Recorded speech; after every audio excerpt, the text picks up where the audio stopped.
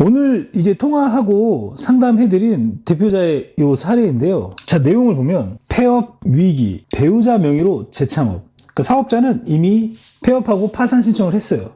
근데 배우자 명의로 다시 해서 정부 지원을 받고 싶다고 얘기를 해요. 왜냐면은 다른 사람들 얘기 들어보니까 와이프 명의로 하면 된대, 아들 명의로 하면 된대. 진짜 말립니다. 왜냐면 그 전에 빚을 많이 내고 갚지 못해서 파산하는 거거든요. 비즈니스 구조상 문제가 있었다는 이야기입니다.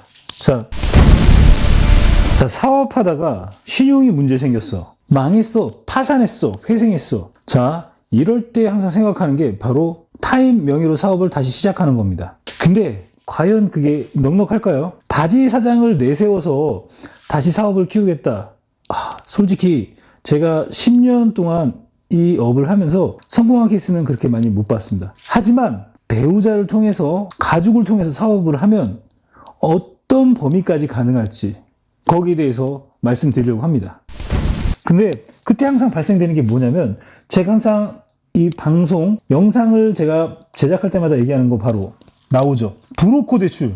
자, 요게 문제입니다. 브로커 대출. 브로커 대출을 쓰는 순간 갚을 수 있는 상황 구조는 나오지 않는다. 자, 스타트업, 회사를 성장하는 구조에서는 비용 지출을 최소화시켜야 됩니다. 근데 비용 지출을 높여서 나간다? 자, 컨설팅, 브로커한테 주는 비용이 엄청납니다. 그래서 중기부에서 PF까지 조성하고, 자, 불법적으로 1억 나오면 1% 보험 가입해줘야 돼요. 불법 브로커, 이거 다 그냥 처단한다. 자, 그것 때문에 빚을 못 갚았대요. 실제로. 자, 그래서 이런 부분 때문에 문제가 돼서 사업이 망하고, 그리고 이거 남의 명의로 해봐야 명의신탁 의심 받을 수 있고, 실태조사 이거 대응할 수가 없는 경우가 많이 있습니다. 정책자금 신청을 하면 서류평가, 심사, 온라인에 평가를 하고 실제적으로 전화통화를 하게 됩니다. 그때 진짜 사장인지 아닌지 가리게 되고, 이거를 어떻게 대응하냐에 따라서 잘 대응하면 실태조사, 사업장에 나오게 됩니다. 그래서 이것저것 질문을 하고, 이 사업장에 사업자 대표자가 맞는지, 이 사업자의 마인드와 전망이랑 사업성, 그리고 어떻게 계획하고 있는지에 따라서 정부 지원 정책자금의 범위가 달라져요. 지원되고 안 되고도 갈라집니다.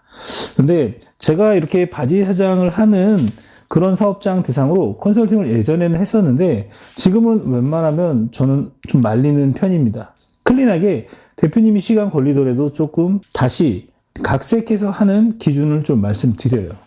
자, 우리가 정책자금이 회생 파산이나 이런 문제가 생겼다고 해서 다 안 되는 건 아닙니다. 자, 재창업자금이라는 것도 있습니다. 그게 신용점수가 안 좋아도 신용회복위원회에서 등록돼도 진행이 가능한 그런 자금도 있습니다. 그래서 조금 시간이 걸리더라도 그런 걸 추천을 합니다. 자, 이름만 바꾸면 될까요? 실태조사와 실질과세에서 거의 걸리게 됩니다. 왜냐면 실제 제조업이라고 치면 디테일하게 그 업무까지 다 물어보거든요. 이 제품은 어떻게 양산되고 언제부터 거래를 했고 어떻게 해서 이런 기술을 갖고 있고, 이런 디테일한 거래처랑 다 물어보게 됩니다. 그거를 다 받아치기는 쉽지 않습니다. 그래서 예전에는 굉장히 타이트하게 훈련하고 해서 좀 받아들이기도 많이 했거든요. 사실 여성기업 대표, 바지 사장, 진짜 웬만하면 좀 추천하지 않습니다. 자, 실제 이제 상담 사례고요. 남양주, 자, 육가공 하는 그런 사업장 대표입니다. 자, 10년차 대표고, 자, 제조업, 가금류 육가공은 못합니다. 자, 경기 남양주시에 소재를 하고 있고, 연에 10억 원 내외, 예전에는 30억, 50억, 70억까지 했었다고 합니다. 하지만 잘 됐을 때, 그때 만약에 저 같은 PM 역할을 할 수 있는 디테일한 전문가가 있었다면 이 사장님은 사업이 공장이 4채가 있고 사업이 번창해서 200억, 300억, 500억 회사를 만들어져 있을 겁니다.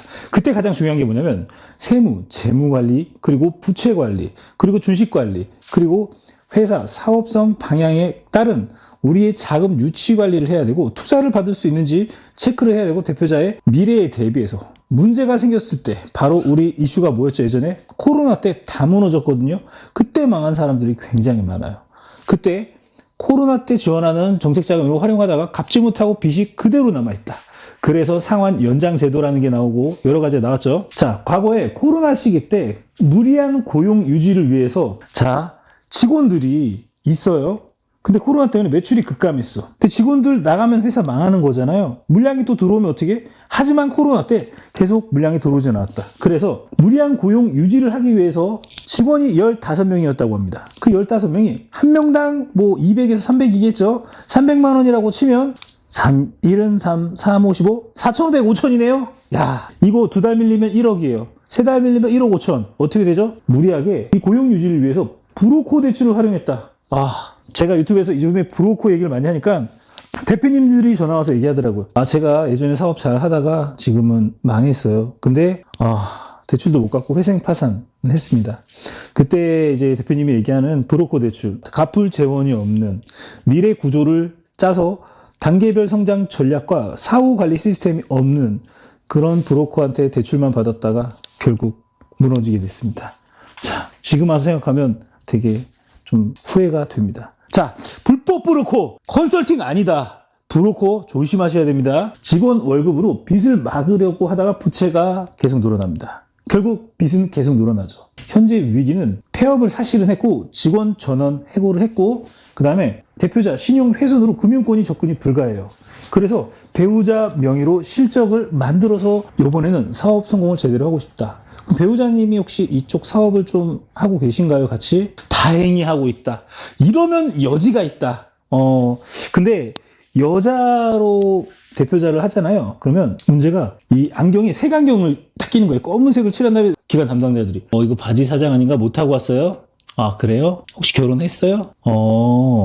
그럼 사업장에 점심 맛있는 거 먹나요? 자, 흔들리기 위한 질문, 말도 안 되는 질문을 한다. 이런 질문을 해요. 실제로. 자, 그러면서 어느 순간 탁! 대열을 닦듯이 낚시를 하게 됩니다. 그러면 내가 말 실수 한번 하는 순간 거기 물고 늘어지거든요.